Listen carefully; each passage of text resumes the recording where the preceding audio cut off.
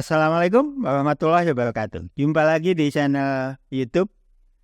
Kita akan membahas hal yang sudah sering didiskusikan, tetapi masih terus menjadi persoalan, yaitu tentang utang pemerintah.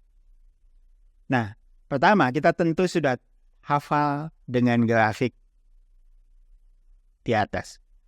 Grafik ini menunjukkan perbandingan jumlah utang setiap periodisasi Presiden Republik Indonesia mulai dari Soekarno bahkan sampai kepada yang terakhir dengan Presiden Jokowi. Nah, penambahan utang kita itu telah menyebabkan rasio utang terhadap PDB itu mencapai 37,8% pada Juli 2023. Mungkin masih meningkat. Banyak yang berargumen bahwa bukankah batas ambangnya adalah 60%. Gitu. Tetapi dengan melihat bahwa rasionya kemudian terus-menerus menaik, dan juga ternyata rasio utang terhadap PDB itu mempunyai banyak kelemahan. Nah, kita itu mungkin bisa membuat atau membiasakan diri untuk memakai rasio yang lain, misalnya adalah cicilan bunga utang pemerintah terhadap penerimaan negara. Nah, rasio ini sebetulnya jauh lebih akurat untuk memotret keberlanjutan fiskal. Nanti kita bahas ya. Rasio utang terhadap PDB itu dikritik karena misalnya boundary-nya atau kendalinya itu berbeda. Utang pemerintah yang mengendalikan adalah pemerintah, sedangkan PDB itu tidak dikuasai sepenuhnya oleh pemerintah. Bagaimana mungkin sesuatu yang boundary-nya berbeda itu diperbandingkan? Kemudian rasio ini tidak memotret konsekuensi terhadap keberlanjutan fiskal.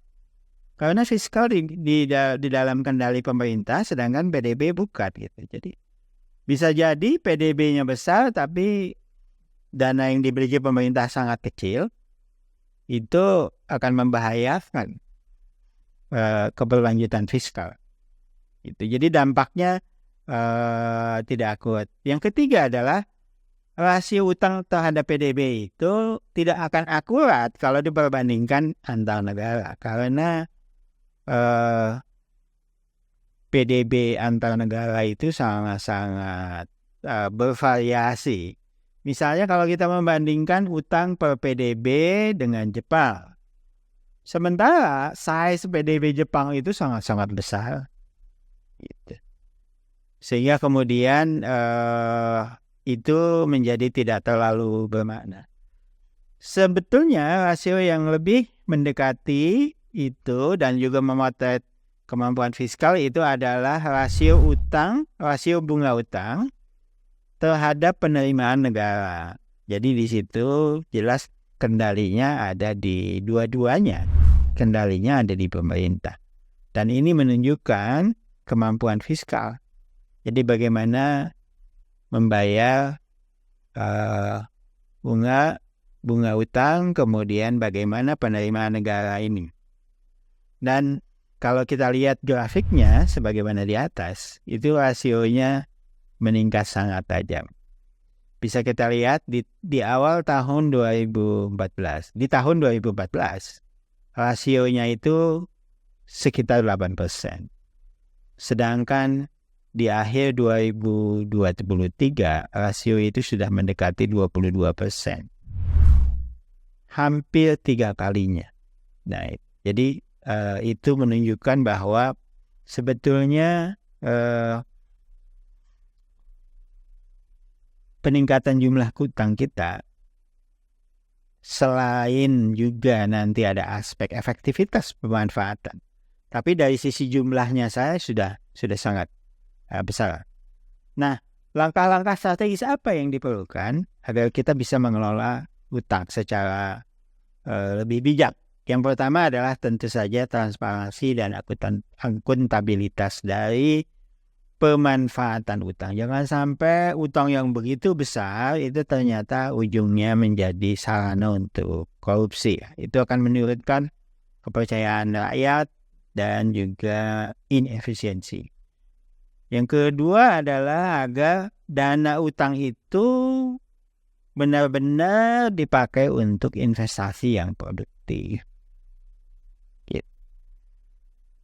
Jika pemanfaatannya produktif, maka perekonomian akan meningkat, basis pajak akan meningkat, kemampuan kita melunasi akan meningkat.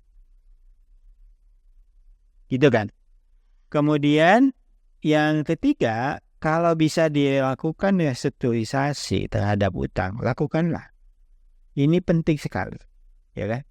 Yang keempat adalah kebijakan makroekonomi yang stabil.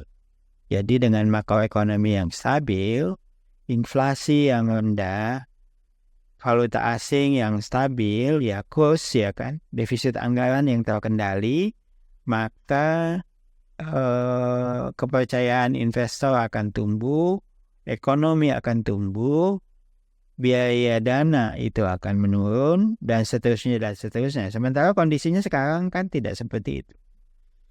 Yang kelima adalah dilakukannya reformasi struktural terhadap APBN. Jadi struktur pembelanjaan APBN itu harus lebih kepada meningkatkan perekonomian, meningkatkan kue perekonomian, meningkatkan pendapatan masyarakat, hingga kemudian pendapatan negara, tax ratio juga akan jauh lebih baik. Yang keenam adalah supaya kita tidak terus-menerus berutang, maka pendapatan negara itu harus optimal, baik yang pajak maupun yang bukan pajak. Optimalisasi pendapatan negara.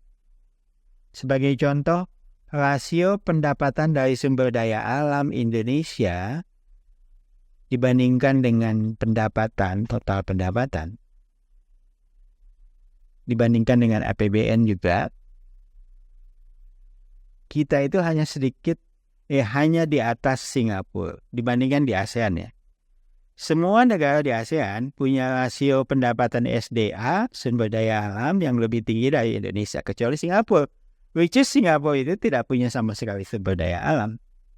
Coba bayangkan, negara yang terkaya di ASEAN, tetapi rasio pendapatan dari SDA-nya itu terendah dibandingkan dengan Malaysia, dibandingkan dengan Thailand, dibandingkan dengan Brunei, apalagi, ya kan?